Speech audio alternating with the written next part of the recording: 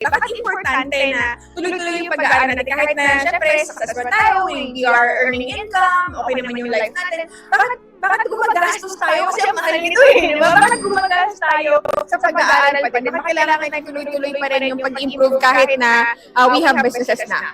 Ayan, so kailangan na tuloy-tuloy yung pag-aaral kasi mahalaga yung pag-aaral kasi para sa akin, sa more on awareness kasi para may idea po kayo, taga Polillo Island, Quezon po ako. So mangingisda po ako before na wala pa akong alam, awareness is hindi ko ine-expect na magne-negosyo. Hindi ko nakikita yung sarili ko na magne-negosyo ako. Ang nakikita ko sa sarili ko is kung ano yung nakikita ko sa mga magulang ko, which is nag-abroad sila. Doon din ako papunta, pero gusto kong yumaman. Pero hindi ko inaisip na sa pagne-negosyo kasi hindi ko nakita talaga.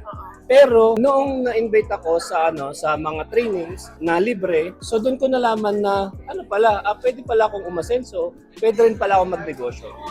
So kaya mahalaga sa akin yung mga learnings at libre yon. So dahil may learnings, lumawak yung yung awareness ko. At habang lumalawak yung awareness, lumalaki unti-unti din yung income. At kaya ang naging goal ko, ang mindset ko, lagi dapat na magtitira ako ng pera na budget ko para sa learnings.